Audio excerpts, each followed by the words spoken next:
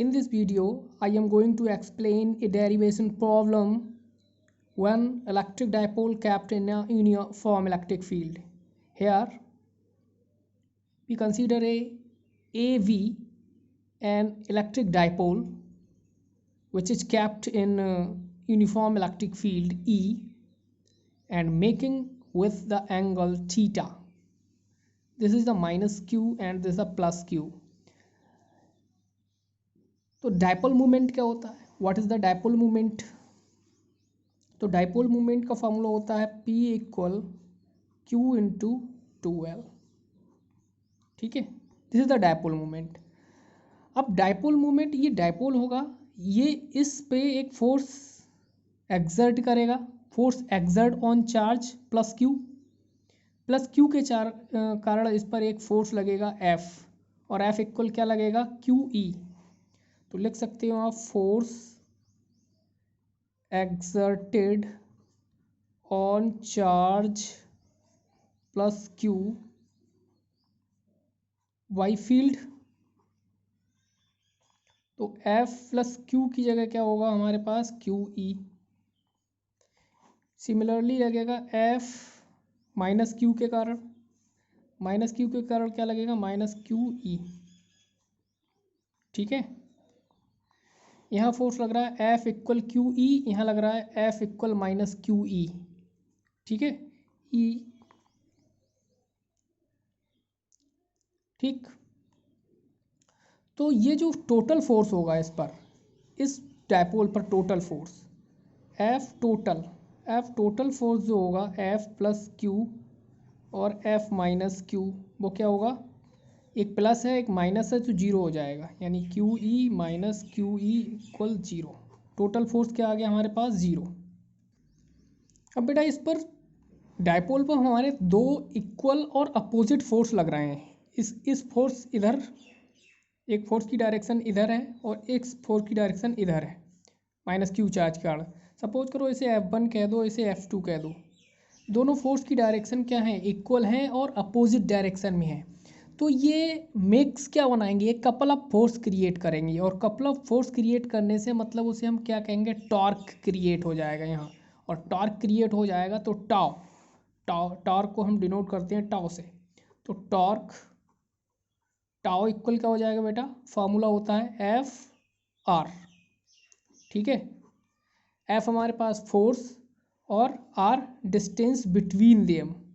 ठीक है, तो टाउ F तो हमारे पास है, F क्या है? फोर्स है QE, what distance between them, distance find out करना है. तो डिस्टेंस का मतलब है tau equal QE into distance between them. दोनों की डिस्टेंस कितनी है यहाँ से यहाँ तक? BC. ये BC डिस्टेंस फाइंड आउट करना है इनटू VC. अब BC को कैलकुलेट देखो कैसे करेंगे. तो BC को कैलकुलेट यहीं करते हैं हम. BC फाइंड आउट करना है हमें इन ट्रायंगल ABC में.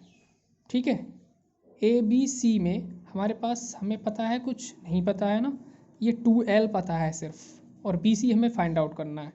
तो BC अपॉन 2L इक्वल, अब BC है क्या हमारे पास? परपेंडिकुलर अपॉन हाइपोटेनियस होता है साइन थीटा के. ठीक है, तो BC हमें कितना मिल गया बेटा? BC यहाँ से मिल गया BC equal 2L sine theta. क्या मिल गया? 2L sine theta. Value put कर देंगे यहाँ. Tau equal QE into 2L sine theta. तो टाउ इक्वल आ गया QE into 2L sine theta. तो tau equal Q into 2L लिख लेते हैं और E साइन थीटा इधर कर देते हैं. तो Q इंटू 2L क्या होता है? इसकी वैल्यू P के बराबर होती है, यानी डायपोल मूवमेंट बन गया PE साइन थीटा. ठीक है, और इन वेक्टर फॉर्म में से कैसे लिखेंगे? Tau equal P cross E. ये वेक्टर फॉर्म हो गई. ठीक है, हाँ. अब नेक्स्ट है कुछ स्पेशल केसेस में.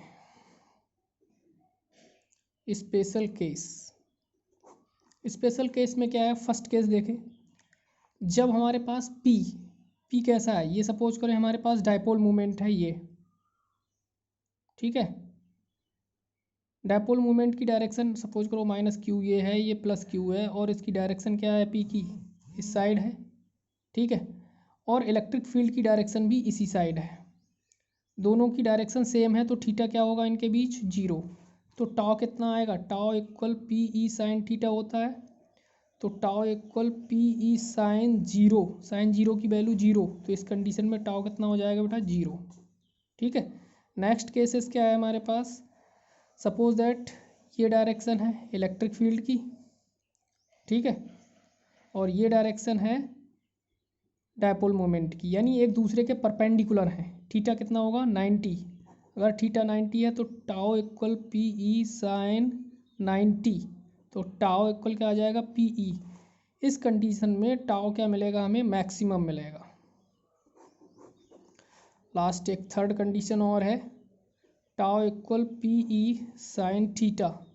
अब इनकी डायरेक्शन क्या, इलेक्ट्रिक फील्ड की डायरेक्शन इधर है और डायपोल मोमेंट की डायरेक्शन इधर है, मतलब दोनों ही अपोजिट डायरेक्शन में है। कैसी, अपोजिट डायरेक्शन में है, तो थीटा विल भी होगा कितना, 180 होगा, तो टाउ इक्वल क्या हो जाएगा, पी ई साइन 180, तो टाउ इक्वल साइन 180 की वैल्यू जीरो,